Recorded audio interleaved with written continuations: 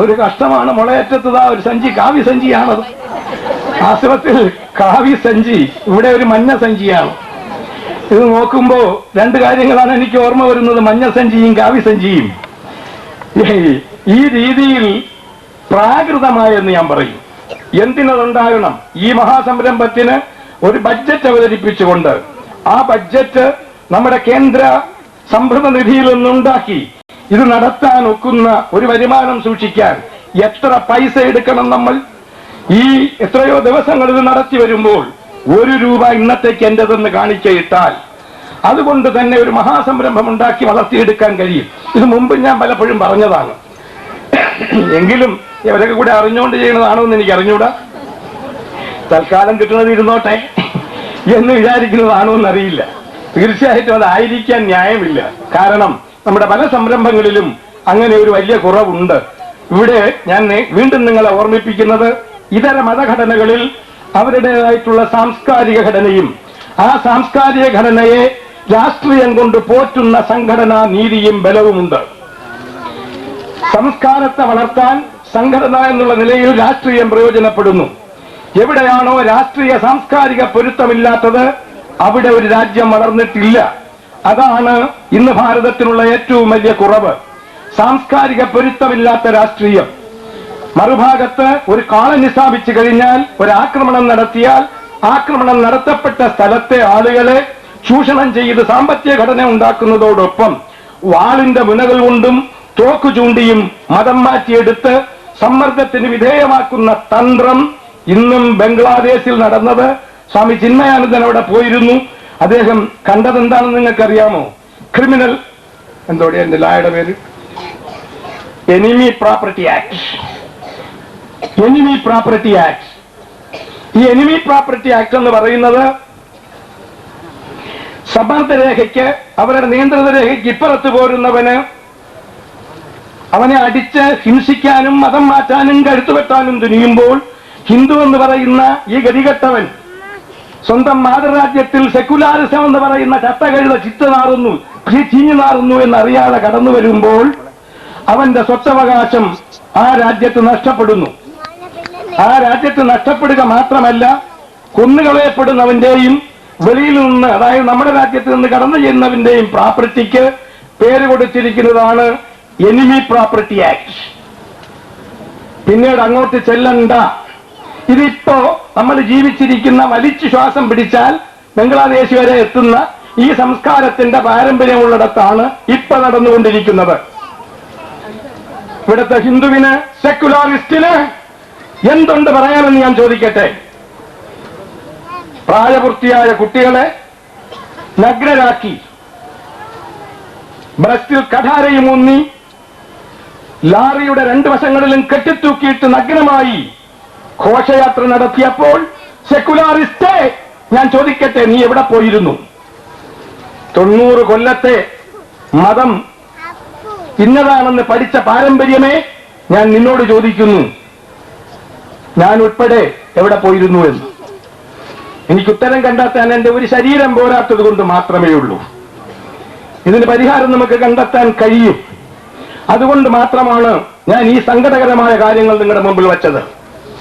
എല്ലാ കാലഘട്ടങ്ങളിലും ഈ പ്രപഞ്ചം എങ്ങനെ ഉണ്ടായി എന്നുള്ളതിന് ജാതിയേത്, മതമേത്, രാഷ്ട്രീയമേത്, സംഘടനയേത് എന്ന് നോക്കാതെ പ്രപഞ്ചത്തിന്റെ ഘടനയെ വിലയിരുത്തി ശാസ്ത്രജ്ഞനായ ആളാണ് അധ്യക്ഷം വഹിക്കുന്നത്. അദ്ദേഹത്തിന് ആധികാരികമായതിൽ പറയാൻ പലതും കാണും എന്ന് ഞാൻ വിശ്വസിക്കുന്നു. എങ്കിലും ഭാരതത്തിന്റെ ഈ ക്രോണോളജി എന്ന് പറയുന്ന, അല്ലെങ്കിൽ കാലപരിഗണന എന്ന് പറയുന്നിടത്ത് എപ്പോഴീ എപ്പോഴീ ലോകമുണ്ടായി എന്ന് ഉള്ള രേഖകൾ നിരത്തി വച്ചിട്ടുള്ളത് മറ്റെങ്ങുമല്ല. കാണാൻ കഴിയാത്ത ഒരു വസ്തുവിനെ നമുക്ക് ചർച്ച ചെയ്യാൻ സാധ്യമല്ല. കാണുന്നതിലൂടെയാണ് ഗുണത്തെപ്പറ്റി പറയുക, കാണുന്നതിലൂടെയാണ് പേരിനെ പറ്റി പറയുക, കാണുന്നതിലൂടെയാണ് രൂപത്തിനെ പറ്റി പറയുക. ഇങ്ങനെ പ്രപഞ്ചത്തിൽ രൂപം, നാമം, ഗുണം ഇതുകൾ കൊണ്ട് നിലനിൽക്കുന്ന അനേകങ്ങളാണ് ഉള്ളത്. അങ്ങനെയുള്ളതിന് ജാതി പ്രത്യേകമില്ല, മതം പ്രത്യേകമില്ല, രാഷ്ട്രീയ ശാഖകൾ വേറെയില്ല, അങ്ങനെ സിദ്ധാന്തങ്ങളില്ല. ഇങ്ങനെ കാണുന്നതിന്, കണ്ണിന് കാഴ്ച തരുന്ന സിദ്ധാന്തം മുസ്ലിമിന് പ്രത്യേകമില്ല, ലാദിന് പ്രത്യേകമില്ല. അതേപോലെ തന്നെ ജിഹാദ് വിളിച്ചാൽ അത് മാറിപ്പോകുന്നില്ല.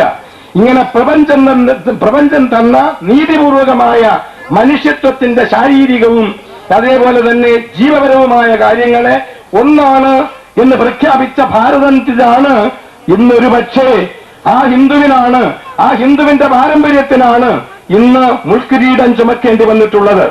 ഇത് വേറൊന്നുകൊണ്ടുമല്ല. ഞങ്ങൾ അവിടെ ഇരുന്നപ്പോ തങ്ങളിൽ സംസാരിക്കുകയുണ്ടായി. കഴിഞ്ഞ പ്രാവശ്യം അയ്യപ്പന്മാരെ, അതിനു തൊട്ടു മുമ്പ് കോശി എന്ന് പറയുന്ന കാവി ധരിച്ച ഒരു കാക്കി ധരിച്ച ഒരു ക്രിസ്ത്യാനി, കാവി ധരിച്ചെന്ന് പറഞ്ഞാലും ഇപ്പൊ വലിയ തകരാറില്ല, കാരണം ധാരാളം ധരിക്കുന്നുണ്ട്. അങ്ങനെ ഈ വെട്ടുകളി സമ്പ്രദായമാണ് ഇവിടെ ഇപ്പോ കിട്ടുന്നത്. ഹിന്ദുവിന്റെ വിളനിലമാണെങ്കിൽ കാവി കളറാണ് ആവശ്യമെങ്കിൽ അതും ധരിക്കുന്ന വെട്ടുകളികൾ ധാരാളം വരും. ഇങ്ങനെയാണ് ഇവിടെ ഇപ്പോ പലതും നടക്കുന്നത്. ഏതായിരുന്നാലും അത്തരക്കാർക്ക് ഒന്നും തന്നെ മറുപടി പറയാനില്ല. അയാള് ചെയ്തത് ഇവിടത്തെ ഈ ശബരിമലയിലേക്ക് തിരുവാഭരണം കൊണ്ടുപോയ ഗുരുനാഥന്മാരെ അടിക്കുകയായിരുന്നു. അതിനുള്ള കാരണം അന്വേഷിക്കാൻ ഇതേവരെ തുനിഞ്ഞില്ല. അതിനൊരു മറുപടി വേണം എന്ന് ഇവിടുത്തെ ക്ഷേത്രത്തിനെ ആധാരമാക്കി മറുപടി കൂട്ടുന്ന നമുക്ക് പറയാൻ കഴിഞ്ഞില്ല. അത് പറഞ്ഞില്ലെങ്കിൽ ഈ രാജ്യം ഭരിക്കപ്പെടുകയില്ല എന്ന് പറയാനുള്ള ഊർജ്ജസ്വത നമുക്കില്ലാതെ പോയി. നമ്മുടെ പാരമ്പര്യത്തോട് ബഹുമാനം കാണിക്കാനുള്ള ആർജവശക്തി നമുക്ക് നഷ്ടപ്പെട്ടു പോയി. ചിന്തിക്കാനുള്ള കഴിവ് നമുക്ക് മരവിച്ചു പോയി. നമ്മുടെ കൈകൾ പാരലൈസ് ചെയ്ത മട്ടിലായിപ്പോയി. നമ്മുടെ ശരീരം അടിമത്വത്തിന്റെ അന്തസത്തയില്ലാത്ത അടിയൊഴുക്കിലേക്ക് ഇറങ്ങിപ്പോയി. അതാണ് ഒരിക്കൽ വിവേകാനന്ദൻ പറഞ്ഞത്, ദി താൾഡം ഓഫ് സൂപ്പർസ്റ്റിഷൻ എന്ന്. ദി താൾഡം ഓഫ് സൂപ്പർസ്റ്റിഷൻ, അന്ധവിശ്വാസത്തിന്റെ ഈ നരകക്കുണ്ടിലേക്ക് ഇറങ്ങിപ്പോയി എന്ന് അദ്ദേഹം ഒരിക്കൽ വിശേഷിപ്പിക്കുകയുണ്ടായി. കാലാനുസൃതമായി സംഭവിക്കുന്ന കാര്യങ്ങളെ വിലയിരുത്താൻ കഴിയാത്ത, കർമാനുസൃതമായ പ്രവർത്തന സജ്ജമാക്കിക്കൊണ്ട് അതിന് മറുപടി കണ്ടെത്താൻ കഴിയാത്ത 90 കൊല്ലങ്ങളല്ല, എത്ര കൊല്ലങ്ങൾ കഴിഞ്ഞാലും ഹിന്ദുവിന് എണ്ണങ്ങളിൽ കുറവ്, സമ്പന്നതയിൽ കുറവ്, അതേപോലെ ഒറ്റപ്പെട്ട് അടിമത്വത്തിന്റെ വർധനവ്, ഇതിൽ കവിഞ്ഞ് മറ്റൊന്നും സംഭവിക്കുകയില്ല. അതുകൊണ്ട് ഉണർന്നു വരുന്ന കാര്യങ്ങളെ സ്വപ്നം കണ്ടുകൊണ്ടോ അല്പം ചില കാര്യങ്ങൾ നമുക്ക് നേട്ടമായി കിട്ടി എന്ന് പ്രഖ്യാപിച്ചുകൊണ്ടോ ഒരു കാലഘട്ടത്തിലും ഒരു മനുഷ്യതയ്ക്ക് ഇന്ന് വളർന്നു വരുന്ന സമുദായത്തിന്റെ സംഘടിത ശ്രമങ്ങൾക്കെതിരെ നിൽക്കാൻ കഴിയുകയില്ല. സ്പാർട്ടൻ മിലിറ്ററി സിസ്റ്റം ഉണ്ടായിരുന്ന സമയത്ത് കുട്ടികളെ കൊച്ചു ചാട്ടകൾ കൊണ്ടടിച്ച് വളരെ മൃഗീയമായി വളർത്തി സ്പാർട്ടൻ മിലിറ്ററി സിസ്റ്റം വളർത്തിയെടുത്തപ്പോഴും ആ മിലിറ്ററിയിൽപ്പെട്ട് സ്പാർട്ട നശിക്കുകയാണ് ഉണ്ടായത്. ഇങ്ങനെ ശക്തിയുടെ ആവരണമിട്ട് മൂടുപടമിട്ട് അതിന്റെ പേരിൽ നിയമങ്ങൾ ഉണ്ടാക്കി അതിന്റെ പേരിൽ മതത്തെ താലോലിച്ച് വളർത്തുന്ന കാലഘട്ടം ഇന്നും നിലവിലിരിക്കുന്നു. അതിന് മറുപടി പറയുവാൻ ഇവിടത്തെ ആർക്കും തന്നെ കഴിയുന്നില്ലെന്നുള്ളതാണ് സത്യം. ഇവിടെ സെക്കുലാറിസം അതിന് തടസ്സം നിൽക്കുന്നു. മറുഭാഗങ്ങളിൽ മതരാഷ്ട്രീയ ബന്ധം അതിനെ തടസ്സപ്പെടുത്തുന്നു. ഇപ്പോ അമേരിക്ക ഇറങ്ങി പുറപ്പെട്ടത് നാണക്കേടുകൊണ്ടാണ്. എന്റെ ഇത്രയും വലിയ രാജ്യത്തിൽ ഇത് സംഭവിച്ചു പോയല്ലോ എന്ന് തോന്നിയത് കൊണ്ട് ഇറങ്ങി പുറപ്പെട്ടു. ഇനിയിപ്പോ അവൻ ശ്രമിക്കുന്നത് അഫ്ഗാനിസ്ഥാനിലും പാകിസ്ഥാനിലും ഇന്ത്യയെ വളഞ്ഞുകൊണ്ടുള്ള സൈന്യ സങ്കേതങ്ങൾ എങ്ങനെ ഉണ്ടാക്കാമെന്നുള്ളതാണ്. ദൂരവ്യാപകമായ ഒരു ദർശനത്തോടുകൂടി, ഒരു കാഴ്ചപ്പാടോടുകൂടി ഇന്ത്യയിലെ ഒന്നും നഷ്ടപ്പെടാനില്ലാതെ എല്ലാം നഷ്ടപ്പെട്ടിരിക്കുന്ന ഹൈന്ദവ ജനത സംസ്കാരത്തെ മാത്രം മുറുകെ പിടിച്ചുകൊണ്ട് മുന്നോട്ട് പോകാനുള്ള ഒരാർജവ ശക്തി, ഒരു ഊർജം സംഭരിക്കാൻ തുനിയുന്നില്ലെങ്കിൽ ഈ ഇത്രയേറെ ദൂരവ്യാപകമായി കണ്ടുകൊണ്ടിരിക്കുന്നവരുടെ സംഘടിത ശ്രമങ്ങൾക്ക് മുന്നിൽ നമുക്ക് 90 കൊല്ലത്തിന് പിടിച്ചു നിൽക്കാൻ കഴിയുകയില്ല. അതാണ് ഞാൻ പറഞ്ഞത്. കൊല്ലങ്ങൾ അദ്ദേഹം വളരെ ലഘുവായി പറഞ്ഞത് ഉറങ്ങി എഴുതിക്കുമ്പോൾ മറന്നുപോകുന്നു എന്ന്. ഇത്രയേറെ ലഘുവായി അതിനെ വേറൊന്ന് പറയാനില്ല. ആ ഒരു കുറവ് പരിഹരിക്കാൻ നാം ശ്രമിക്കണം. നമുക്ക് സാമ്പത്തികമായിട്ടുള്ള ഘടനാവിശേഷം ഉണ്ടായേ തീരൂ. അതിവിടത്തെ ഹരിജനാണോ ഗിരിജനാണോ ട്രൈബലാണോ നോക്കേണ്ട കാര്യമില്ല. ഉണ്ടാക്കിയെടുക്കാനുള്ള വ്യവസ്ഥകൾക്ക് രൂപം കൊടുത്തിട്ടുണ്ട്. പക്ഷെ ഇന്ന് വരെ സ്വാമിജി ഞാനും കൂടെ അതെടുത്ത് പ്രവർത്തിക്കാം, എനിക്കിത് ആവശ്യമില്ല, എനിക്ക് പൈസ ആവശ്യമില്ല, നിങ്ങൾ സജ്ജനാണെങ്കിൽ, നിങ്ങളുടെ കഴിവ് ഇന്നും സുസ്ഥിതമാണെങ്കിൽ, നിങ്ങളുടെ സാമ്പത്തിക ഘടന സുസ്ഥിതമാണെങ്കിൽ എനിക്ക് പൈസയുടെ ആവശ്യമില്ല, എനിക്ക് നിലവിളിയുടെ ആവശ്യമില്ല, എനിക്ക് കണ്ണീരൊഴിക്കേണ്ട ആവശ്യമില്ല, അട്ടഹസിക്കേണ്ട ആവശ്യമില്ല. ഈ ഭാരതം കണ്ടെടുത്ത, കുത്തിയിരുന്ന് തപസ്സനുഷ്ഠിച്ച് കണ്ടെടുത്ത ആർജവശേഷി നഷ്ടപ്പെടുന്നത് കണ്ട് എനിക്ക് നിലവിളി കൂട്ടിയേണ്ട കാര്യമില്ല. അത് സംഭവിക്കാത്തത് കൊണ്ട് മാത്രമാണ് നമുക്കിന്ന് കുറവ് സംഭവിച്ചുകൊണ്ടിരിക്കുന്നത്. ഈ ലോകത്ത് അമേരിക്കയിൽ ചെന്ന സമയത്ത് തന്നെ അവിടുത്തെ സ്പാനിഷുകാർക്ക് പ്രത്യേകം അവിടെ ബാങ്കുണ്ട്. അതേപോലെ തന്നെ അമേരിക്കക്കാരന് പ്രത്യേകം ബാങ്കുണ്ട്, പബ്ലിക്കിന്. അതേപോലെ യഹൂദന്മാർക്ക് ബാങ്കുണ്ട്. അതേപോലെ അവിടുത്തെ മുസ്ലിങ്ങൾക്ക് ബാങ്കുണ്ട്. അവിടുത്തെ ഇവിടുന്ന് പോയ ക്രിസ്ത്യാനികൾക്ക് ബാങ്കുണ്ട്. ജന്തുവിന് ഒരു വാങ്കുമില്ല, ഒന്നുമില്ല. എന്നാൽ ഗമയ്ക്കാണെങ്കിൽ അല്പവും കുറയ്ക്കുകയുമില്ല. ഞാൻ ഫിലാഡൽഫിയയിൽ പ്രസംഗിക്കുന്ന സമയത്ത് നോക്കുന്നത് കണ്ടാൽ ഇയാൾ ഡോളറിന് വന്നതായിരിക്കും എന്നുള്ള ഒരു തോന്നൽ എനിക്ക് തന്നെ ഉണ്ടായിപ്പോയി. കാരണം ഡോളർ ഞങ്ങളുടെ കുടുംബ സ്വത്തായിരുന്നു എന്നും യവനവിടെ വന്നിട്ട് ഇറങ്ങിപ്പോടാന്ന് പറഞ്ഞാൽ ഇറങ്ങി പട്ടിയെ പോലെ പോരേണ്ടി വരും. അതാണ് ഘടന. അവിടെ എങ്ങും മുതലാവില്ല വേറെ ഒന്നും. അതിന് പറയാനുള്ള ചങ്കൂറ്റമുള്ള, അവന്റെ രാജ്യത്ത് നോക്കിക്കാണുന്ന സാംസ്കാരിക ശേഷിയുള്ള ഗവൺമെന്റാണ് അവിടെ ഭരിക്കുന്നത്. അവൻ ഏത് ഗവൺമെന്റ് കടന്നു വന്നാലും ശരി, ഇറങ്ങിപ്പോടാന്ന് പറഞ്ഞാൽ പോയേ തീരൂ. ഒരു ഫാക്ടറിയിൽ നിന്നും മറ്റും ഇപ്പൊ ഇറക്കി വിട്ടത് 2 ലക്ഷത്തിൽ പരം തൊഴിലാളികളെയാണ്. നിങ്ങൾക്കറിയാമോ, റിസഷൻ വന്നു, ശരി തന്നെ, സാമ്പത്തിക പരാധീനത വന്ന സമയത്ത് ഇറക്കി വിട്ടതാണ്. ഇവിടത്തെ സെക്യുലാറിസ്റ്റിന്റെ നാവ് പൊങ്ങിയോ? ലോകത്തുള്ള ഏതെങ്കിലും ഒരു മുസ്ലിം ഫണ്ടമെന്റലിസ്റ്റ് അതിനു വേണ്ടി പറഞ്ഞുവോ? ഇത്രയും ജനങ്ങളെ ഇറക്കി വിടുന്നു എന്ന് പറഞ്ഞുവോ? ഇല്ല. അവന് ചില നിയമങ്ങളുണ്ട്. ആ രാജ്യത്തിന്റെ ഭരണാധികാരിക്ക് ആ രാജ്യത്തിനെ നിലനിർത്താനുള്ള അവൻ ശീലിച്ചിട്ടുള്ള, അവൻ പ്രഖ്യാപിച്ചിട്ടുള്ള ചില നിയമങ്ങളുണ്ട്. അതിനെ വയലേറ്റ് ചെയ്യാൻ അവൻ സമ്മതിക്കുന്നില്ല. ഇറക്കി വിടുന്നത് ആളുകളെ ആണെങ്കിൽ സമ്പദ്ഘടന നിലനിന്നാലേ അവന് പ്രയോജനമുള്ളൂ എന്ന് അവർക്കറിയാം. അതിനുവേണ്ടി ഇറക്കി വിട്ടാൽ മറുചോദ്യത്തിന് അവകാശമില്ല. ഇങ്ങനെ എവിടെ ഓരോന്നോരോന്നായി എടുത്തു നോക്കിയാലും ഒരു രാജ്യം വളർന്നു വരുന്നതിന് ആവശ്യമായിട്ടുള്ള പരാധീനതയില്ലാത്ത ഒരു ക്രമീകരണ നിയമം ഈ ലോകത്തുണ്ടാക്കി വച്ചിരിക്കുന്നത് ഇതര മതങ്ങൾ അവരുടെ മനുഷ്യത്വത്തെയും ആ മനുഷ്യത്വത്തിനോട് ബന്ധപ്പെട്ടുന്ന മതവ്യവസ്ഥകളെയും ഇത് രണ്ടും രാഷ്ട്രീയത്തിൽ കൂട്ടിയിണക്കിക്കൊണ്ട് ശക്തി സംഭരണം നടത്തിക്കൊണ്ട്, അങ്ങനെ ശക്തി സംഭരണം നടത്തി അനന്തരം അത് തങ്ങളിൽ കൂട്ടിയിണക്കുമ്പോൾ കിട്ടുന്ന സാമ്പത്തിക ഘടനയെയും അടിസ്ഥാനമാക്കിയാണ്. ശാസ്ത്രചിന്ത എവിടെയോ ഇരുന്നോട്ടെ, മനുഷ്യനെ കൊല്ലാൻ പറ്റുമെങ്കിൽ ഭാരതത്തിലെ 4 ഘട്ടങ്ങളായി തിരിച്ചിട്ട് സെൻട്രൽ, തെക്കും വടക്കും കിഴക്കും പടിഞ്ഞാറുമുള്ള രാഷ്ട്രങ്ങൾ അതിനെ ഭാഗങ്ങളാക്കി തിരിച്ചിട്ട്, ഞാൻ അവിടെ നിന്ന് പോരുന്ന സമയത്ത് അവിടെ ഇരിപ്പുണ്ട് ഡോക്ടർ സതീഷ് സിംഗ്. ഹസ്ബൻഡ് അവിടുത്തെ ബോയിങ് വിമാന കമ്പനിയിലാണ്. അദ്ദേഹത്തിനെ വിളിച്ചപ്പോ വണ്ടി ഓടിച്ചു വന്ന വരവിൽ അവിടെ എർത്തുകേക്കുണ്ടായി.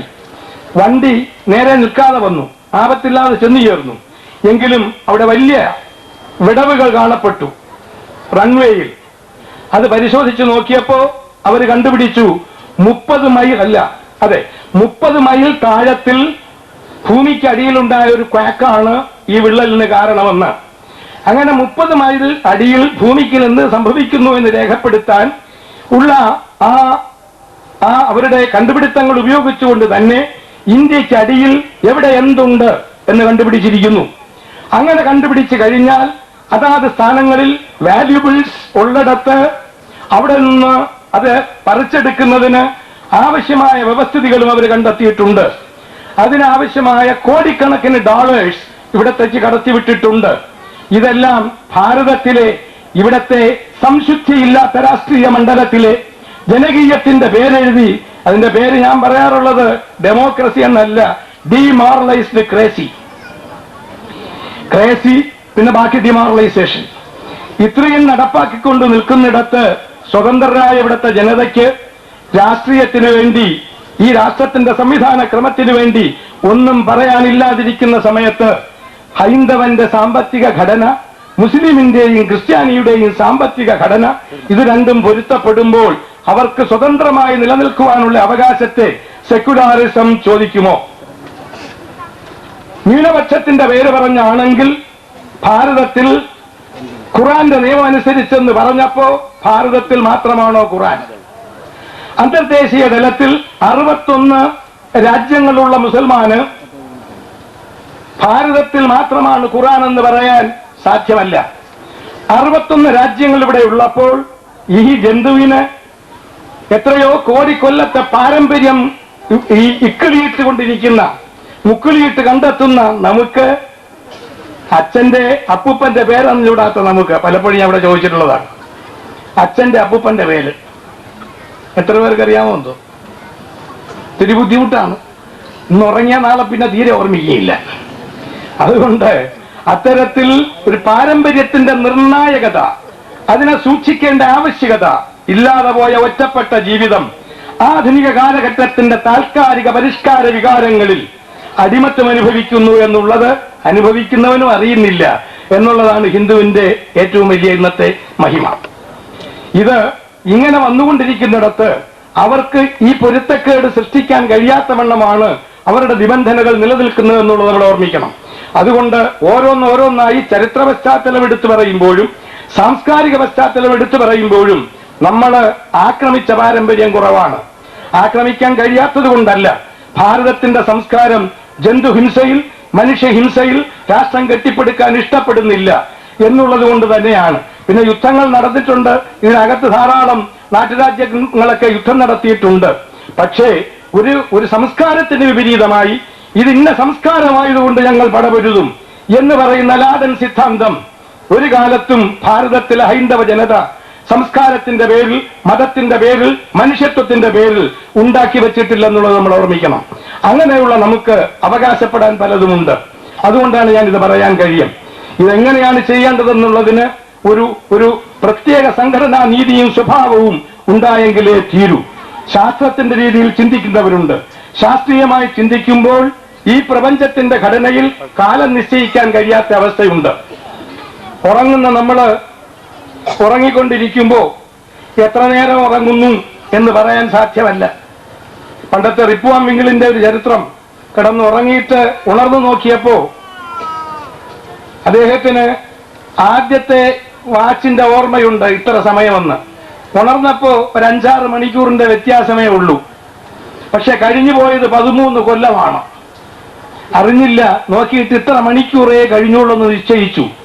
ജീവന്റെ ഈ ഘടനയിൽ ഒരു വസ്തുവിനെ ആസ്പദമാക്കി അല്ലെങ്കിൽ ഒരു ചിന്തയെ ആസ്പദമാക്കി മറ്റൊരു ചിന്തയിലേക്കുള്ള പ്രയാണമാണ് സമയം.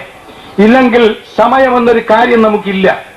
സമയം നിശ്ചയിക്കണമെങ്കിൽ ഒന്നിൽ നിന്ന് മറ്റൊന്നിലേക്കുള്ള ജീവന്റെ പ്രയാണം വേണം.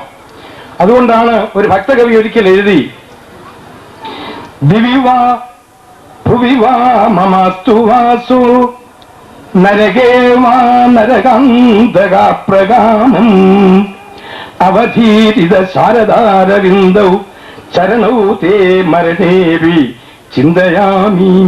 അദ്ദേഹം പ്രാർത്ഥിച്ചത് വേറൊന്നുമല്ല, ഭഗവാനെ ദിവി ഭൂമി നരകെ, ഈ ഭൂമിയിലോ നരകത്തിലോ ഭൂമിയിലോ പിന്നെ സ്വർഗത്തിലോ എവിടെ വേണമെങ്കിലും നീ മരണാനന്തരം എന്നെ സൃഷ്ടിച്ചോ. എവിടെ ആയാലും എനിക്ക് യാതൊരു ബുദ്ധിമുട്ടുമില്ല. പക്ഷെ ഒരു കാര്യമാണ് എനിക്ക് പ്രാർത്ഥന, അവധീരിത ശാരദാരവിന്ദൗ ചരണൗ തേ, അങ്ങയുടെ ഈ ശരത്കാലത്തെ താമരയുടെ ശോഭയെ വെല്ലുന്ന പാദങ്ങളെ സ്മരിക്കാനുള്ള ഒരൊറ്റ അനുഗ്രഹമേ എനിക്ക് തരാവൂ. അപ്പൊ അങ്ങനെയാണ് എങ്കിൽ ഈ പറയുന്ന ഈ അനുഗ്രഹം കിട്ടിയാൽ ഈ ഭക്തൻ നരകത്തിൽ ചെന്നിരുന്നാലും നരകത്തിന്റെ ഡീറ്റെയിൽസ് അറിയില്ല, പാതാരവിന്ദങ്ങളെ അറിയൂ. അദ്ദേഹത്തിന്റെ പ്രാർത്ഥന ഏതാണ്? നിന്റെ പാദമേ എനിക്ക് സ്മരിക്കാൻ ഇടതരാവൂ. അപ്പൊ എന്റെ മനസ്സിന്റെ രൂപം നിന്റെ പാദമായിരിക്കണം. അപ്പൊ പാദങ്ങൾ മാത്രം സ്മരിച്ചുകൊണ്ടിരിക്കുമ്പോൾ അന്യ ഒരു വസ്തുവിനെ ചിന്തിക്കാൻ കഴിയുന്നില്ലെങ്കിൽ സമയപരിഗണനയില്ല. അങ്ങനെ ആ നരകത്തിൽ ചെന്നിരിക്കുമ്പോ നരകവും അറിയുന്നില്ല, സ്വർഗത്തിലാണെന്നുള്ള സ്വർഗവും അറിയുന്നില്ല, ഭൂമിയിലാണ് എന്ന് ഭൂമിയിലെ ഡീറ്റെയിൽസ് അറിഞ്ഞുടെങ്കിൽ ഭൂമിയെയും അറിയുന്നില്ല. ഇങ്ങനെ ഭൂനരക സ്വർഗങ്ങൾ പോലും ഏകാഗ്രത നഷ്ടപ്പെട്ട മനസ്സിന്റെ ജീവന്റെ സംസ്കാരമാണ് എന്ന് വരുന്നു. ഇത്രയേറെ വലിയ എന്ന് ഞാൻ പറയുന്ന ശാസ്ത്രം ജീവനെ ആസ്പദമാക്കി സമയനിർണയം ചെയ്തിരിക്കുന്ന വസ്തുപരതയിൽ നിന്ന് ഭാവപരതയിലേക്ക് ജീവനെ നയിക്കുന്ന ഒരു വലിയ ശാസ്ത്രം, ലൈഫ് സെൻട്രിക് യൂണിവേഴ്സ്, പ്രപഞ്ചത്തിനെ ജീവഘടനയിൽ അല്ലെങ്കിൽ ആത്മഘടനയിൽ നിലനിർത്തിയിരിക്കുന്ന ഒരു ശാസ്ത്രം ലോകത്തിതേവരെ ഉണ്ടായിട്ടില്ല. അതുകൊണ്ടാണ് അത്രയും മഹത്തരമായ ഒരു വലിയ ശാസ്ത്രത്തെ നമ്മൾ ഇങ്ങനെ പാഴാക്കി കളയരുത് എന്ന് ഞാൻ പറയാൻ കാര്യം. അദ്ദേഹത്തിനോട് ഞാൻ ആവശ്യപ്പെട്ടു. അദ്ദേഹം പറഞ്ഞു, സ്വാമിജി എനിക്കിതിൽ വലിയ ഇൻട്രസ്റ്റ് ഉണ്ട്, ഞാൻ എന്ത് വിഷമിച്ചും അതിനുവേണ്ടി പ്രയത്നിക്കാം. ഇവിടെ ഡോക്ടർ ചന്ദ്രശേഖരൻ നായർ ഇപ്പുണ്ട്, സംസ്കൃത കോളേജ് ഡീനൊക്കെ ആയിരുന്ന ആളാണ്. അദ്ദേഹം സനാതനം, നമ്മുടെ പുണ്യഭൂമിയിലെ സനാതനത്തിന്റെ വജ്ഞാതാവാണ്, ഇരിക്കുന്നത് മുഴുക്ക സനാതനമാണ്. അതുകൊണ്ട് അതിന് യാതൊരു കേടും വരില്ലെന്നാണ് എന്റെ ഭാവം. ഇത് കഴിഞ്ഞാൽ ഞങ്ങൾ ആലോചിച്ചിരിക്കുന്നത് ഇതിന്റെ രേഖകൾ സബ്മിറ്റ് ചെയ്തുകൊണ്ട് നമ്മുടെ കാലയളവ് നമ്മൾ പരിഗണിക്കുമ്പോൾ BC AD വെച്ചാണ് നമ്മൾ ചിന്തിക്കുന്നത്. BC before Christ, AD anatomy ഇതൊക്കെ വരുമ്പോ ആഫ്റ്റർ ഡെത്ത് എന്തെങ്കിലും മറിഞ്ഞു വെക്കട്ടെ. ഇത് ക്രിസ്തുവിനെ കേന്ദ്രമാക്കിക്കൊണ്ട് പുറകോട്ടെങ്ങനെ ഇങ്ങോട്ടെങ്ങനെ, വേറെ ആരും ഇല്ലായിരുന്നു അതിനു മുമ്പ്. ഈ പാവപ്പെട്ട എങ്ങനെ അടിച്ചു കൊല്ലണതിന് മുമ്പൊന്നും ഇല്ലായിരുന്നു. ഇവിടെ രാമനുണ്ടായിരുന്നു, കൃഷ്ണനുണ്ടായിരുന്നു. രാമൻ ജീവിച്ചിരുന്ന കാലഘട്ടം 12,96,000 കൊല്ലങ്ങളുള്ള ത്രേതായുഗമായിരുന്നു. കൃഷ്ണൻ ജീവിച്ചിരുന്നത് 8,64,000 കൊല്ലമുള്ള ദ്വാപരയുഗമായിരുന്നു. ഇപ്പോ കൃഷ്ണവർഷം എന്ന് എഴുതിവിടുന്നത് തന്നെ കലിയുഗത്തിലെ 5103 ആണ്ട് കടന്നുകൊണ്ടിരിക്കുന്നു.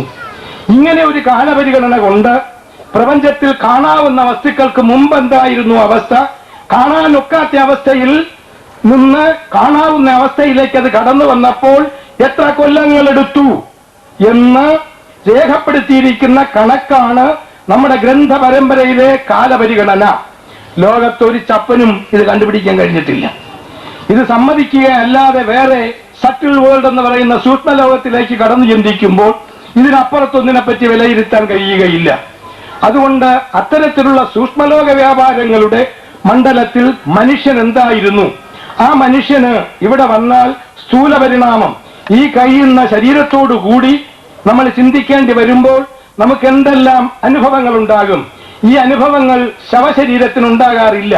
അപ്പോൾ ഒരു ശരീരത്തിൽ ജീവൻ ബന്ധപ്പെടുമ്പോൾ ശരീരവും ജീവനും തമ്മിലുള്ള ബന്ധത്തിൽ നിന്നാണ് സുഖദുഃഖങ്ങൾ ഉടലെടുക്കുന്നത് എങ്കിൽ ഈ ലോകത്തിന്റെ സൂക്ഷ്മദിശയിൽ നിന്ന് ഏതെല്ലാം ദിശകൾ കടന്നാണ്, ഏതെല്ലാം കാലപരിഗണനയിലുള്ള അവസ്ഥകൾ കടന്നാണ് നമ്മൾ ഇന്ന് കാണുന്ന മനുഷ്യരായി തീർന്നത് എന്ന് അനേകം കോടിക്കോടി കൊല്ലങ്ങളെ നമ്മുടെ മുമ്പിൽ അവതരിപ്പിച്ചുകൊണ്ട് ഈ സൂക്ഷ്മ പ്രപഞ്ചത്തെ ഇങ്ങനെ വിഘടിപ്പിച്ച് കൊല്ലങ്ങൾ കൊണ്ട് സ്ഥൂലരൂപത്തിലേക്ക് ഇറക്കിക്കൊണ്ടുവന്ന് അവതാരങ്ങൾ എന്ന് പറയുന്ന ഈശ്വരഭാവത്തെ വരെ നമ്മുടെ മുമ്പിൽ കാഴ്ചവെക്കുകയാണ് ചെയ്തത്. അവതാരം എന്ന വാക്കിന് എത്രയോ തവണ നിങ്ങൾ പഠിച്ചതായിരിക്കും. താഴോട്ടിറങ്ങിയത് എന്നാണ് വാക്കിന്റെ അർത്ഥം. അങ്ങനെ കാണാനൊക്കാത്തിടത്ത്, കേൾക്കാൻ കഴിയാത്തിടത്ത്, ഇന്ദ്രിയങ്ങൾക്ക് എത്തിപ്പെടാൻ കഴിയാത്തിടത്ത് നിന്നുകൊണ്ട് താഴത്തേക്ക് ഇറങ്ങി വന്ന് ഈ സമൂഹത്തിനെ സേവിക്കുവാൻ രൂപമെടുത്തവൻ അല്ലെങ്കിൽ രൂപമെടുത്തത് എന്നാണ് നാം മനസ്സിലാക്കേണ്ടത്. രൂപമെടുത്തത് എന്ന് പറയുന്നതിന്റെ കാര്യം ഒരു വ്യക്തി കയ്യും കാലുമുള്ള ഒരു വ്യക്തിയായിട്ടല്ല നമ്മുടെ ഈശ്വര സങ്കല്പം. പക്ഷേ അതിനെ തത്വമായും ഈ നമ്മുടെ പ്രപഞ്ചത്തിന്റെ ഈ ഭൗതിക ഘടനയായും ബന്ധപ്പെടുത്തി നോക്കുമ്പോൾ മാത്രമേ നമുക്കതിന്റെ ഈ ഏറ്റക്കുറച്ചിലുകൾ അറിയാൻ കഴിയുകയുള്ളൂ. ഇപ്പോൾ സൂക്ഷ്മതയെ സ്ഥൂലത്തിലേക്ക് ഇറങ്ങിക്കൊണ്ടുവരിക്കുന്ന പാരമ്പര്യത്തിലെ ആദ്യ ഘടനയാണ് അവതാരമായി നാം കാണുന്നത്. ഇത് ഞാൻ ഒരിക്കൽ അമ്മയോട് തന്നെ ചോദിക്കുകയുണ്ടായി. അമ്മയെന്ന് പറയുന്നത് ദേവി, നിങ്ങളെപ്പോലെ കാണാമെന്ന് പലപ്പോഴും ഞാൻ പറഞ്ഞിട്ടുണ്ട്. അടുത്തിരിക്കും, എഴുതിക്കോ മക്കളെ എന്ന് പറയുന്നത് എഴുതിയെടുക്കാം. ആരെന്ത് ധരിച്ചാലും എനിക്കൊരു കുഴപ്പവുമില്ല. കാരണം അത് തെറ്റാണെങ്കിൽ എന്റെ നാക്ക് ചലിക്കണ്ട. അതുകൊണ്ട് പറയുകയാണ്, അത്തരത്തിൽ ഈശ്വരൻ സത്യം തന്നെ. അടുത്തിരിക്കും, എഴുതാൻ പറയും, എഴുതിയെടുക്കാം. സ്വപ്നമല്ല, പേന എടുത്തുകൊണ്ട് പോയി എഴുതിയെടുക്കാം. അങ്ങനെ ഒരിക്കൽ ഞാൻ സംശയം ചോദിച്ചു. ഡാർവിന്റെ പരിണാമ സിദ്ധാന്തത്തെ പറ്റി ചോദിച്ചപ്പോൾ എന്നോട് പറയുകയുണ്ടായി, മക്കളെ അതൊക്കെ ഒരു അശാസ്ത്രീയമായ ഘടനയാണ്, അതിന് ന്യായയുക്തമായ തീരുമാനമെടുക്കാൻ സാധ്യമല്ല. കാരണം അതിന് ജലം എന്ന് പറയുന്ന കാരണജലമെന്നും പ്രളയജലമെന്നും പറഞ്ഞിരിക്കുന്നത് വെള്ളത്തിനെ അല്ല. കാരണജലം എന്ന് പറയുന്നത് ഈ ബ്രഹ്മസിദ്ധാന്തം തന്നെയാണ്. ആദ്യത്തെ ഒന്നും ഉണ്ടാകാതിരിക്കുന്ന പിന്നീട് ഉണ്ടാക്കാനുള്ള ബീജശക്തികൾ അതിൽ നിക്ഷിപ്തമാക്കിക്കൊണ്ട് സൂക്ഷിക്കപ്പെട്ടിരിക്കുന്ന ആ അവസ്ഥയിലിരിക്കുന്ന പ്രപഞ്ചത്തിലെ ജീവഘടനയെ, ആത്മഘടനയെ, ആത്മതത്വത്തെയാണ് കാരണജലം എന്ന് പറയുന്നത്.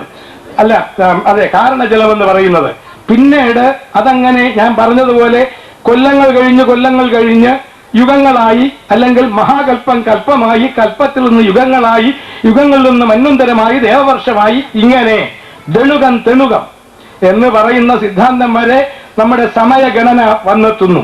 ദണുകം എന്ന് പറഞ്ഞാൽ ഒരാറ്റത്തിനെ രണ്ടായി സ്പ്ലിറ്റ് ചെയ്യുമ്പോൾ അതിനെ യോജിപ്പിക്കുന്നത്, അല്ലെങ്കിൽ അതിനെ യോജിപ്പിക്കുമ്പോൾ കിട്ടുന്ന ആ സമയം ദണുകം. അതായത് ഒരു സെക്കൻഡിനെ 40,000 ഭാഗിച്ചാൽ അതിന്റെ ഒരു ഭാഗത്തിന്റെ പേര് ദണുകം. ഇങ്ങനെ സമയത്തിന്റെ ഈ സൂക്ഷ്മ പരിഗണന ഈ മനുഷ്യരാശിയിൽ നിന്നല്ല, പ്രപഞ്ച സൃഷ്ടിക്ക് ഇങ്ങനെ വളരെ സൂക്ഷ്മമായ ചലനങ്ങൾ ജീവനിലുണ്ടാകുന്നു എന്നും ആ സൂക്ഷ്മ ചലനങ്ങൾ സ്ഥൂല ശരീരത്തിൽ എങ്ങനെ പ്രവർത്തിക്കുന്നു എന്നും വാസനാരൂപേണ ജീവനിൽ അടിഞ്ഞു കിടക്കുന്ന വസ്തുക്കളെ, വാസന എന്ന് പറയുന്ന വേറൊന്നുമല്ല, നമ്മുടെ ആഗ്രഹം കൊണ്ട് ബാക്കി വരുന്ന വസ്തുക്കളാണ്. അല്ലാതെ വാസന എന്നൊരു സാധനമില്ല.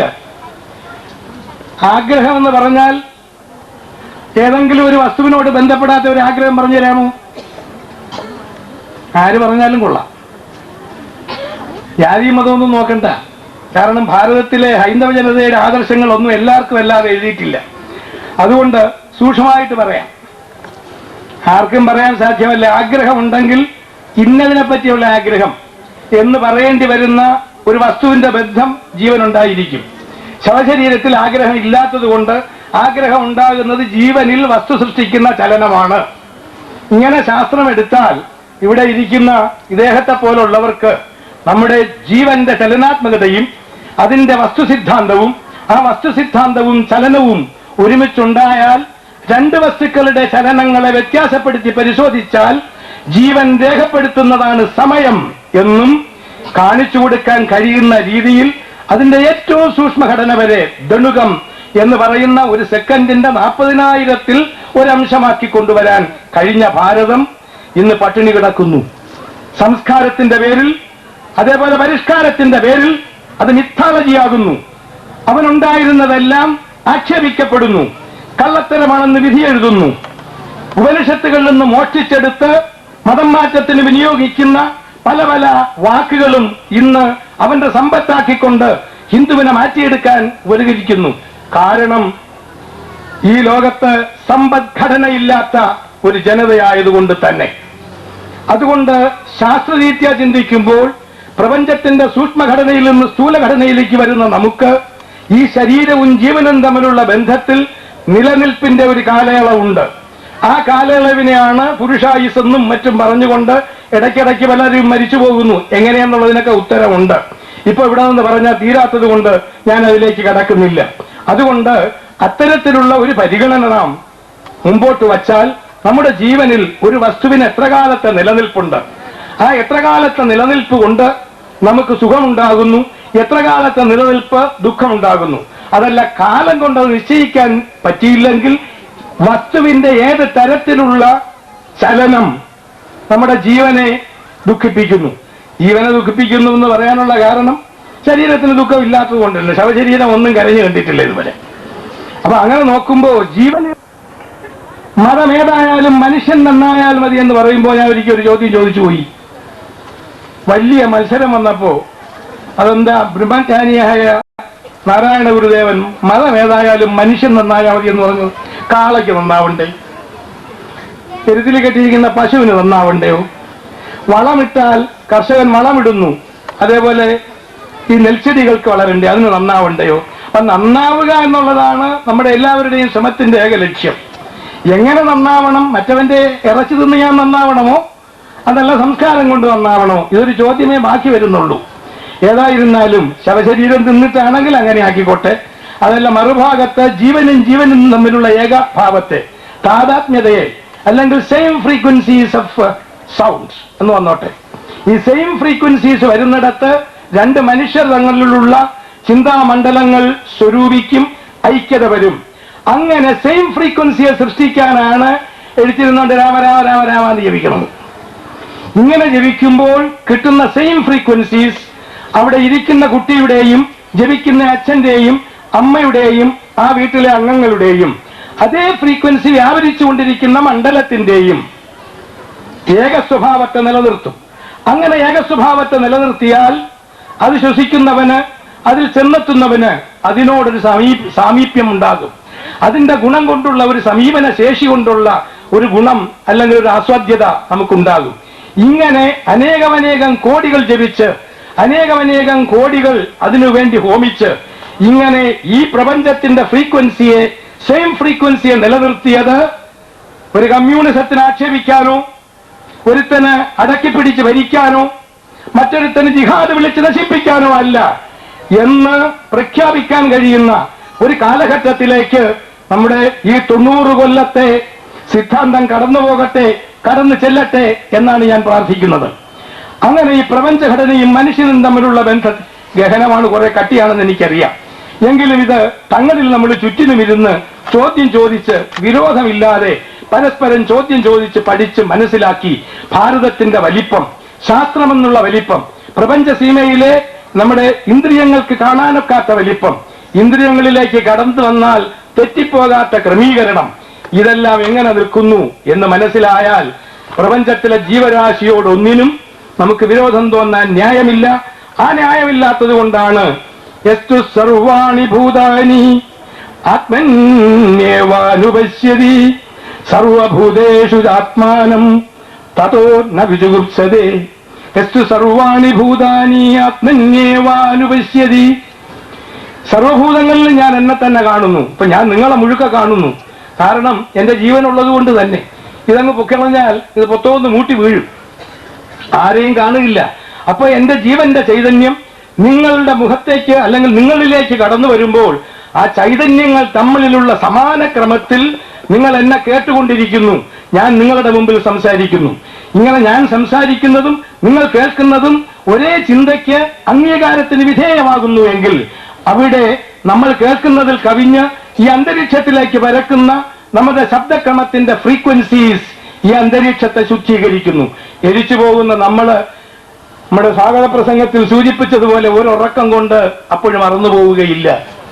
മാത്രവുമല്ല, പ്രപഞ്ചത്തിന്റെ മുഴുവൻ സീമയിലേക്ക് ഒരു വ്യക്തിയെ വളർത്തിയെടുക്കുന്ന അതിഗഹനമായ ഒരു ശാസ്ത്രം, കാര്യകാരണ സഹിതം ഇന്ന കാരണം കൊണ്ട് നീ ഇന്നത് ചെയ്യണം, ഇന്ന കാരണം കൊണ്ട് നീ ഇന്നത് ചെയ്യരുത് എന്ന് നമ്മളെ പഠിപ്പിക്കുന്ന ഒരു സിദ്ധാന്തമാക്കി, ഒരു ശാസ്ത്രമാക്കി ഇന്നും നിലനിർത്തിയിരിക്കുന്നത് ആർക്കും ചോദ്യം ചെയ്യാനൊക്കാത്ത അഖണ്ഡമായ സനാതനമായ സാർവലൗകികം എങ്കിൽ പോലും ലൗകികത്തിന് അതീതമായ ഒരു മഹത്തായ തത്വത്യാസ്പദമാക്കിയാണ്. അതാണ് നമ്മുടെ ഈ സനാതന ധർമ്മത്തിന്റെ അല്ലെങ്കിൽ ഹിന്ദുമതത്തിന്റെ അടിസ്ഥാനം എന്ന് മനസ്സിലാക്കിക്കൊണ്ട് നമ്മൾ മുന്നോട്ട് പോവുകയാണ് എങ്കിൽ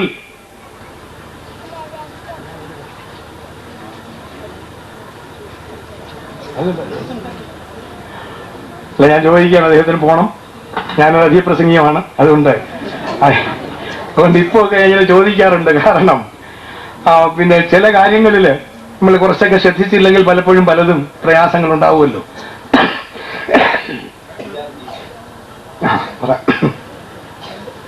അപ്പൊ ഇങ്ങനെയുള്ള ഒരു ക്രമീകരണത്തിൽ നമ്മൾ ഇന്നും വന്നു നിൽക്കുന്നത്, ഞാൻ അദ്ദേഹത്തോട് ഒരു കാര്യം പറഞ്ഞത്, BC എഴുതുമ്പോ നമുക്ക് എന്തേ BR എഴുതാൻ കഴിഞ്ഞില്ല, ബിഫോർ റാം. എന്താ ഭാരതത്തിൽ അങ്ങനെ ഒരു ചരിത്രം എഴുതാൻ പറ്റാതെ പോയത്? 1947 സ്വാതന്ത്ര്യം കിട്ടിയ പോലെ ഇൻഡിപെൻഡൻസ് എന്നാണ് അവിടെ ഒരു കാമയിട്ടേക്കണം, ഇൻഡിപെൻഡൻസ്. വീണ്ടും ഒരു ഡിപെൻഡൻസി ഇവിടെ വന്നു എന്നർത്ഥം. സായിപ്പിനെ വിട്ടിട്ട് ഇതിനകത്തുള്ള നാടൻ സായിപ്പന്മാർക്ക് ഡിപെൻഡൻസി വന്നു കഴിഞ്ഞിരിക്കുന്നു. അവരിലേക്ക് നമുക്കൊരു ഡിപെൻഡൻസി വന്നു. അതുകൊണ്ടാണ് ഇൻഡിപെൻഡൻസ് എന്ന് ഞാൻ പറഞ്ഞത്, അല്ലാതെ അതിന് പേര് പറയാൻ ഒക്കില്ല.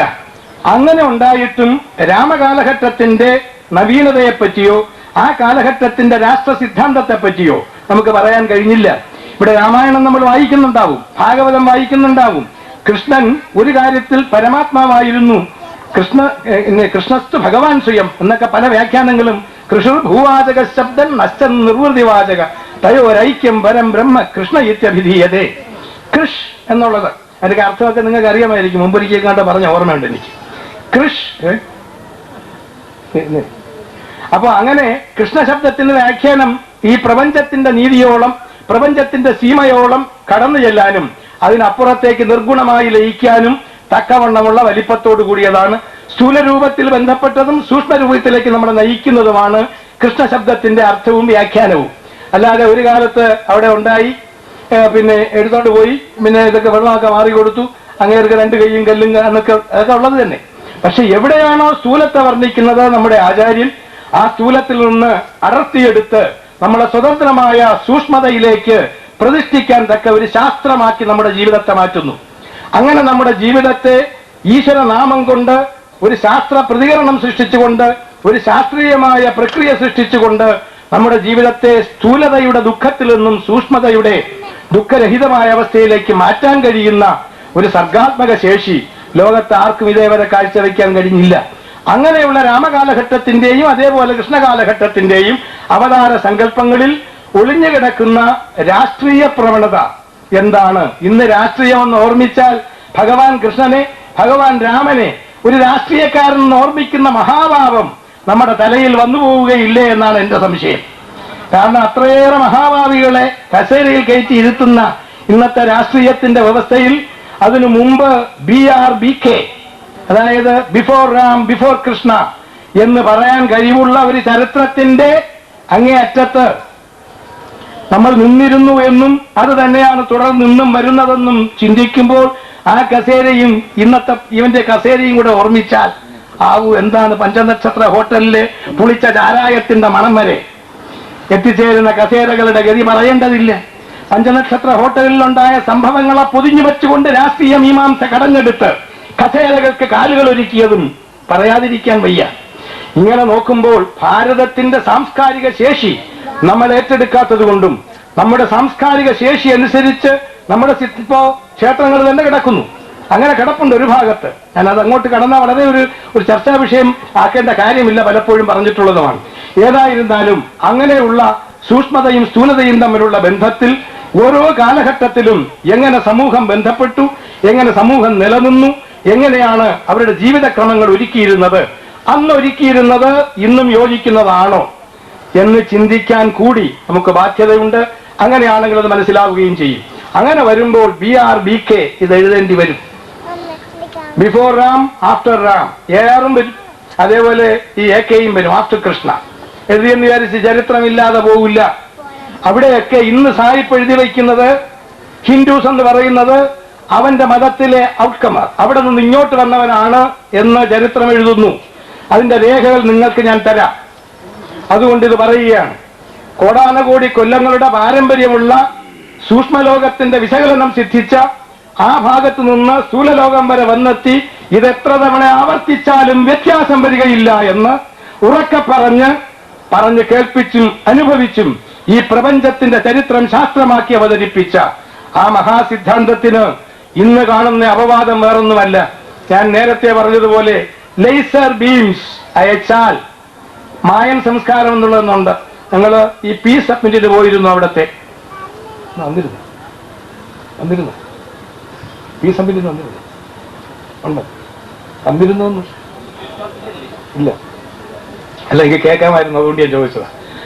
അതായത് ചെന്നിരുന്ന സമയത്ത് മായന്മാര് നമ്മുടെ മായ എന്ന് പറയുന്ന അതേ സംസ്കാരത്തിന്റെ ചീനോടെ ഇരിപ്പുണ്ട്. അദ്ദേഹത്തിന്റെ രേഖകൾ വെച്ചൊരു ബുക്ക് എഴുതിയിട്ടുണ്ട് മായൻ സംസ്കാരത്തെ പറ്റി. ഈ മായൻ സംസ്കാരത്തില് ഇങ്ങനെ തൊപ്പിക്കുട പോലെ ഇരിക്കുന്ന വലിയ ഈ മയിൽപ്പീല് പോലെ വെച്ച് ചുരുട്ടി കെട്ടിയാലിരിക്കുന്ന പോലെയുള്ള തൊപ്പിയൊക്കെ വെച്ചുകൊണ്ടാണ് അമേരിക്കയിലെ പരിഷ്കാരികളുടെ മുമ്പിൽ ആ കാട്ടിൽ നിന്ന് ഇറങ്ങി വന്ന മായൻസ് നിൽക്കുന്നത്. ഇവര് പ്രസംഗിക്കുന്നതിന് മുമ്പ് എനിക്ക് തോന്നി ഇവരെന്ത് പറയാൻ പോകുന്നു എന്ന് അറിഞ്ഞില്ല. പ്രസംഗം വന്നപ്പോൾ അതിന്റെ തീഷ്ണത, അതിന്റെ ഉള്ളിൽ തളം കെട്ടി നിൽക്കുന്ന വേദന, അവരുടെ പാരമ്പര്യത്തെ നശിപ്പിച്ചതിന്റെ മുഴുവൻ ആഘാതങ്ങൾ വീണ്ടും ഹൃദയത്തിന്റെ ഭിത്തികളിൽ തുടിക്കുന്നത്, ചെന്നിടിക്കുന്നത് കേൾക്കാൻ തക്കവണ്ണം, കാണാൻ തക്കവണ്ണം ആ ഹൃദയത്തിന്റെയും മുഖത്തിന്റെയും പ്രകടനങ്ങൾ വളരെ വ്യക്തമാണ്. അവർ പറഞ്ഞു, ഈ UNOയുടെ ഈ ഗോപുരം അല്ലെങ്കിൽ ഇതിന്റെ ഈ ഓഡിറ്റോറിയം തകർന്നു വീണാലും ഞങ്ങൾ ഇവിടെ ജീവിക്കുമെന്ന്. അങ്ങനെ പ്രകൃതിയോട് ഇണങ്ങി ജീവിക്കാനും പരിഷ്കാരത്തിന്റെ ദന്തഗോപുരങ്ങളുടെ മഹിമകളിൽ മയങ്ങി ഉറങ്ങി ഈ മാണ്ടുപോകാതിരിക്കുവാനും കഴിയുന്ന ഒരു വലിയ സംസ്കാരത്തിന്റെ, അങ്ങനെയുള്ള ഒരു വലിയ ശാസ്ത്രത്തിന്റെ ഉപജ്ഞാതാക്കളായി അവർ ഇന്നും നിലകൊള്ളുന്നു എന്നുള്ളത് അല്പകാലം മുമ്പ് അവിടെ കുഴിച്ചെടുത്ത ഒരു നിലയ്ക്ക് 60 അടി പൊക്കമുള്ള 64 അടി, എനിക്ക് ഇത്തിരി ഓർമ്മപ്പിശമുണ്ട്. കാരണം നല്ല കാര്യങ്ങളല്ല പറയണമെന്ന് എനിക്കറിയാം. കാരണം അതുകൊണ്ട് നല്ലതൊക്കെ എവിടെയെങ്കിലും പോയി ഒളിക്കും. ഈ 64 അടി പൊക്കം, 64 അടി പൊക്കമുള്ള 3 നിലകളോടുകൂടിയ, ഓരോ നിലയ്ക്ക് 64 അടി. അങ്ങനെ അതിനകത്ത് പ്രവേശിച്ചപ്പോൾ, അത് കുഴിച്ചെടുത്ത അകത്ത് പ്രവേശിച്ച് നോക്കിയപ്പോൾ ചതുർബാഹുവായിട്ട് നിൽക്കുന്ന വിഷ്ണുവിന്റെ രൂപമാണ്, പ്രതിമയാണ്. ആ അമേരിക്കയിലെ ഇന്ന് നാം കാണുന്ന സംസ്കാരം അവിടെ എനിക്ക് ഞങ്ങളുടെ ഈ ഒരു ഗ്രൂപ്പിന് തന്ന ഒരു സബ്ജക്റ്റ് ഉണ്ടായിരുന്നു. ആ പീസ് സമ്മിറ്റിന്, അതായത് അഖില ലോകാടിസ്ഥാനത്തിലെ ശാന്തി സമ്മേളനം നടന്നപ്പോ അധികമൊന്നും ഈ പത്രങ്ങളിലൊന്നും കൊടുക്കേണ്ട ആവശ്യമില്ലെന്നുള്ളൊരു സ്വഭാവം എനിക്ക് പണ്ടേ ഉള്ളത് കൊണ്ടാണ് എഴുതി അയക്കുകയൊന്നും ചെയ്യാത്തത്. അന്ന് തന്നിരുന്ന subject eradication of poverty from the world, ലോകത്തു നിന്നും ദാരിദ്ര്യം നിർമ്മാർജ്ജനം ചെയ്യേണ്ട മാർഗം, ഇതേപ്പറ്റിയായിരുന്നു ചർച്ച. അവിടുത്തെ ഫോർഡ് ഫൗണ്ടേഷന്റെ ഡയറക്ടർ, അതേപോലെ വേൾഡ് ഈ ബാങ്കിന്റെ ഡയറക്ടർ, ഇവരൊക്കെയാണ് അവിടെ മോഡറേറ്റേഴ്സ് ആയിട്ട് ഉണ്ടായിരുന്നത്. ഞാൻ എഴുതി പറഞ്ഞു, the cradle of poverty is nothing but colonization, conversion and grabbing of money and leaving the poor people aside illiterates. അതായത് കോളനൈസേഷൻ, അതായത് സാമന്ത രാജ്യങ്ങളെ ഉണ്ടാക്കുക, ആക്രമിച്ച് പിടിച്ചെടുക്കുക, അവരുടെ സമ്പത്ത് കവർന്നെടുക്കുക, അക്ഷരാഭ്യാസം കൊടുക്കാതിരിക്കുക, ഇതെല്ലാം ഇങ്ങനെ സ്വന്തമാക്കിക്കൊണ്ട് അവരെ പുറന്തള്ളുക. അവിടെ മുതലാണ് ഈ ദാരിദ്ര്യം തുടങ്ങിയത് എന്ന് ഞാൻ പറഞ്ഞു. മാത്രവുമല്ല, ആ സമ്മേളനം നടക്കുമ്പോൾ അനേകം മെഗാടൺ ഗോതമ്പ്, ഒരു മെഗാടൺ എന്ന് പറയുന്നത് എത്ര ടണ്ണാണ്? എന്നെ പോലെ തന്നെ എല്ലാവരും 1000 10 ലക്ഷം കിലോ, 10 ലക്ഷം ടൺ ഒരു മെഗാടൺ. ഇങ്ങനെയുള്ള അനേകം മെഗാടൺ ഗോതമ്പ് പസഫിക് സമുദ്രത്തിൽ കൊണ്ടുചെന്ന് ക്രെയിൻ വെച്ച് പുഴുക്ക് വെള്ളത്തിൽ താഴ്ത്തി. കാരണം എന്താണ്? അധികം പ്രൊഡ്യൂസ് ചെയ്തപ്പോ മാർക്കറ്റിംഗ് ക്രമപ്പെടുത്താൻ വേണ്ടി, മാർക്കറ്റ് വാല്യൂ നിലനിർത്താൻ വേണ്ടി ആ ഗോതമ്പിനെ മുഴുക്കെ പസഫിക് സമുദ്രത്തിൽ മുക്കി ഒരു ഭാഗത്ത്, മറുഭാഗത്ത് അമേരിക്കയുടെ മണ്ണിൽ ഇറാഡിക്കേഷൻ ഓഫ് പോവർട്ടി ചർച്ച. ഈ വൈരുദ്ധ്യങ്ങളുടെ നടുവിലിരുന്നു കൊണ്ട് ചിന്തിക്കുമ്പോൾ ആ സമയത്ത് ആഫ്രിക്കയിലെ അനേകം സ്ഥലങ്ങളിൽ ആഹാരമില്ലാതെ, വസ്ത്രമില്ലാതെ, കുടിവെള്ളം പോലും നല്ലത് ലഭിക്കാതെ ചത്തു വീണ്, മരവിച്ച് ചത്തു വീണുന്ന അനേകങ്ങളുടെ ഫോട്ടോകൾ പത്രത്തിൽ വന്നിരിക്കുന്നു. ലോക സമാധാനത്തിനു വേണ്ടി ഇറാഡിക്കേഷൻ ഓഫ് പോവർട്ടിയെ വിലയിരുത്തുന്ന ആ സന്ദർഭത്തിൽ ഈ സംഭവത്തിന്റെ ഔചിത്യവും അതിന് കാരണക്കാരായവരുടെ ശാന്തി സന്ദേശത്തിന്റെ ദുരൂഹതയും എല്ലാം നമുക്കൊന്ന് ചിന്തിക്കാൻ കഴിയും. ഇത് നമ്മൾ ചിന്തിക്കാതിരുന്നിട്ട് കാര്യമൊന്നുമില്ല. ഇത് വെച്ചുകൊണ്ടാണ് ഞാൻ പറഞ്ഞത്. അതേപോലെ തന്നെ സ്ട്രോബെറി എന്ന് പറയുന്ന ഒരു പ്രത്യേക ചെടിയുണ്ട്. വളരെ ഒന്നും പൊക്കത്തിൽ വളരാറില്ല. അത് അതിന്റെ ഒരു മഞ്ഞക്കായൻ നിങ്ങൾ വളരെ കണ്ടിരിക്കും. അതിന്റെ ജ്യൂസൊക്കെ ഹാർട്ടിനൊക്കെ പറ്റിയതാണെന്ന് പറയുന്നു. അങ്ങനെ ഏതായിരുന്നാലും അതിന്റെ 35% ആ ചെടി ഗവൺമെന്റ് ചിലവിൽ നശിപ്പിക്കുന്നു. അതെടുത്ത് പാവങ്ങൾക്ക് കൊടുത്താൽ വിഷമമില്ല. പക്ഷേ മാർക്കറ്റ് നിലനിർത്താൻ വേണ്ടി ആ അധികമുണ്ടാകുന്ന ഉൽപാദനം മനുഷ്യന് കൊടുക്കാതെ നശിപ്പിക്കുന്ന പശ്ചാത്തലത്തിൽ ലോക സമാധാനത്തിന്റെ ചർച്ചയിൽ ഇറാഡിക്കേഷൻ ഓഫ് പോവർട്ടി എങ്ങനെ എന്ന് ചർച്ച ചെയ്യുന്നു. ഇത് കേട്ട് മുമ്പോട്ട് വന്നു പോയാൽ അബദ്ധമുണ്ട്. ഞാനിത് പറഞ്ഞ സമയത്ത് ഒരാൾ ചാടി അഴിച്ചു. 2 കൈയിലും എന്തോ ഇരിപ്പുണ്ട്, ഒരു പേപ്പർ. അത് വെച്ചുകൊണ്ട് എന്റെ മുഖത്ത് നോക്കിയിട്ട് പറഞ്ഞു, വി വാണ്ട് റിലീജിയസ് ഫ്രീഡം, നമുക്ക് മത സ്വാതന്ത്ര്യം ആവശ്യമാണ് എന്ന് പറഞ്ഞു. ഞാൻ പറഞ്ഞു, that is not our subject man, you come to the line. നമ്മുടെ സബ്ജക്റ്റ് അതല്ല, അതുകൊണ്ട് നിങ്ങളുടെ സബ്ജക്റ്റിലേക്ക് വരാൻ പറഞ്ഞു. അപ്പോ എന്റെ മുഖത്ത് നോക്കിയിട്ട് ഡോണ്ട് ഹക്കിൾ മീ, എന്നെ വരട്ടാതെ എന്ന് പറയൂല്ലോ നമ്മൾ, എന്നെ വരട്ടാതാന്ന് പറയില്ല, അതേ ഭാഷ തന്നെ. അങ്ങനെ പറഞ്ഞിട്ട് അവിടെ നിന്ന് ബാക്കിയുള്ളത് അങ്ങോട്ട് വായിച്ചു, ഇറങ്ങിപ്പോയി. അത് കഴിഞ്ഞ് 4-ാം ദിവസം ഈ പീസ് സമ്മേളനം, സമാധാന സമ്മേളനം അവസാനിക്കുന്നതിനിടയിൽ we have no belief in religious equality. Catholicism is the one and only way for salvation. കത്തോലിക്ക വിഭാഗമല്ലാതെ മുക്തിക്ക് വേറെ മാർഗമില്ല. ഞങ്ങൾക്ക് ഈ മതപരമായ സഹിഷ്ണുതയിലും അതിന്റെ സമാന നിലയിലും വിശ്വാസമില്ല എന്ന് പറഞ്ഞ അടിച്ചിറക്കിയ പേപ്പർ ഇവിടെ കൈവശം കാണും. ഇവിടെ ഉണ്ട്, ഇവിടെ ഇരിപ്പുണ്ട്, വേണമെങ്കിൽ നിങ്ങൾക്ക് കിട്ടും. ഇപ്പോ എവിടെ പോയി സെക്കുലാറിസം, എവിടെ പോയി സഹിഷ്ണുത, എവിടെ പോയി ശാന്തി സന്ദേശം? ഇതൊക്കെ അറിയുന്നത് മൂരാച്ചിത്തരമാണെന്നോ വർഗീയതയാണെന്നോ ഇവിടത്തെ ആരെഴുതിയാലോ ആര് പ്രചരിപ്പിച്ചാലോ പ്രയോജനമില്ല. നമ്മൾ മൂഢന്മാരായി അജ്ഞന്മാരായി അനുഭവിക്കാനേ തരമുള്ളൂ എന്ന് ഞാൻ പറയുക. അതുകൊണ്ട് അത്തരത്തിലുള്ള ടെക്നിക്കുകൾ ധാരാളം കടന്നുപോയിക്കൊണ്ടിരിക്കുന്ന ഒരു കാലഘട്ടമാണ് ഇപ്പോഴെന്ന് നമ്മൾ മനസ്സിലാക്കിയിട്ട് വേണം നമ്മുടെ സംസ്കാരത്തിന്റെ ഈ ഊടും പാവും നെയ്തെടുക്കാൻ ഇനിയും തുനിയേണ്ടത് എന്നെനിക്ക് പ്രത്യേകം അഭിപ്രായമുണ്ട്. ഇപ്പോ ആധുനികമായ കാലഘട്ടത്തിലെ ഈ കടന്നാക്രമങ്ങൾ എത്രയോ ഉണ്ട്. ഇവിടെ തന്നെ അന്ന് അയ്യപ്പന്മാരെ അടിച്ചു, അത് കഴിഞ്ഞ് പിറ്റേ പ്രാവശ്യം അന്ന് അടിച്ചതൊരു കോശിയാണ് പോലും.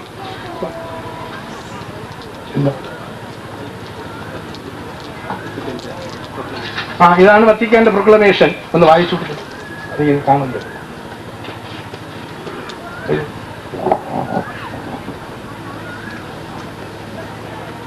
സെപ്റ്റംബർ പറഞ്ഞ പ്രൊക്ലമേഷൻ ആണിത്. സെപ്റ്റംബർ 5, 2000 ആണ്ടിൽ വന്ന പ്രൊക്ലമേഷനാണ്. Vatican rejects equality of religions. Vatican മതങ്ങൾ തമ്മിലുള്ള സമാന ചിന്തയെ, സമാന ഭാവത്തെ എതിർക്കുന്നു അല്ലെങ്കിൽ പുറന്തള്ളുന്നു. Rejecting religious relativism, it says Catholic Church is the only true instrument for the salvation of all humanity. In the details on Vatican City, September 5, 2000, in a declaration carrying the full authority of an infallible teaching, the Vatican said Tuesday, the Roman Catholic Church is the only instrument for the salvation of all humanity. The 30